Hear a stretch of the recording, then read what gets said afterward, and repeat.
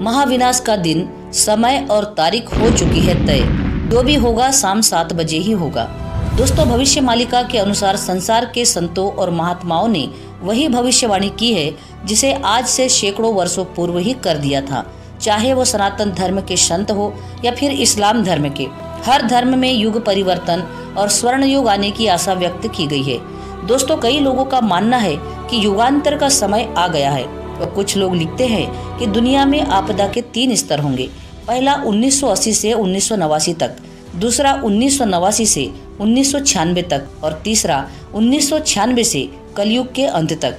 भविष्य मालिका के अनुसार पहले 9 वर्षों में एक दिव्य देवता की उपस्थिति, फिर 7वें वर्ष में कई उत्पीड़न और शेष 5 वर्षों में दुनिया के कई बदलाव का सामना होगा। इसी के साथ ही संसार में शांति की स्थापना होगी। दोस्तों, दुनिया के इतिहास को भी देखा जाए तो एक युग या एक शताब्दी के अंत में विश्व में बड़े बड़े युद्ध और राजनीतिक परिवर्तन देखने को मिलते हैं। इस दृष्टि से स्वाभाविक है कि 19वीं सदी के 20वीं सदी का आगमन युग परिवर्तन का संकेत दे रहा है। इस संबंध में तिब्बत के लोक सांग राधा का मत विचारणीय है। उन्होंने कहा है कि वर्ष 2000 से आरंभ होकर दुनिया में सुख और स्वर्ण युग का उदय होगा। संत श्री सूरदास जी महाराज के अनुसार सन 2000 के आसपास पृथ्वी पर भयंकर संघर्ष और असामयिक मृत्यु होगी और 1000 वर्ष के लिए सतयुग प्रकट होगा, तब शांति की स्थापना होगी।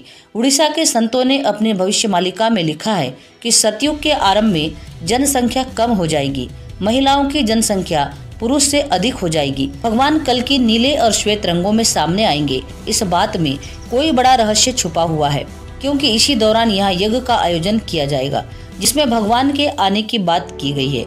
ऐसा लिखा गया है, त्रिवेणी भेड़ का रूप धारण करके किनारे पर दौड़ रही है। यहीं की पाताल में कोई गुप्त जर छिपाया गया है। इसे पद्म तप स्थान भी कहा गया है। इसमें देवी की तलवार रखने की बात की गई है, अर्थात जो तलवार भगवान कल्कि को दी जाने वाली है वह माँ दुर्गा से लेकर दी जाएगी। भविष्य मालिका में यह भी लिखा गया है कि मंगलवार शाम 7 बजे संघर्ष होगा। दोस्तों, ये किस माह का मंगल होगा यह बात स्पष्ट नहीं लिखा गया है। जैसे कि कई लोग बातें करते हैं कि यह कब होगा, समय और माह का पता लगाने के विषय में बातचीत करते रहते हैं, लेकिन जो भविष्य मालिका में लिखा ही नहीं है हम उसे कैसे बता सकते हैं। दोस्तों, इस बात से यही पता चलता है कि जब भी कोई बड़ा संघर्ष होगा वह मंगलवार के दिन शाम 7 बजे आरंभ होगा। यह भी लिखा गया है कि यहाँ योग माया विद्यमान रहेगी।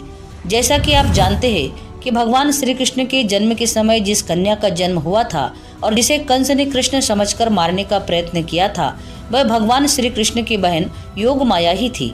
इसी प्रकार कलयुग में भगवान कल्कि के जन्म के समय योग माया वहाँ भी प्रकट होगी और उसी स्थान पर रहेगी जहाँ भगवान कल्कि निवास करेंगे। भविष्य मालिका में ये भी लिखा है कि एक सर्प के मुंह में 1000 गुफाएं हैं और यहीं पर एक विशाल घर है और पर्वत पर कमल है। दोस्तों, आप तो जानते ही हैं कि कमल तो तालाब में खिलता है, परंतु पर्वत पर कौन सा कमल खिला है ये हम भी नहीं जानते। फिर लिखा गया है कि 20 अंकों के भीतर वह बांध तोड़ देंगे।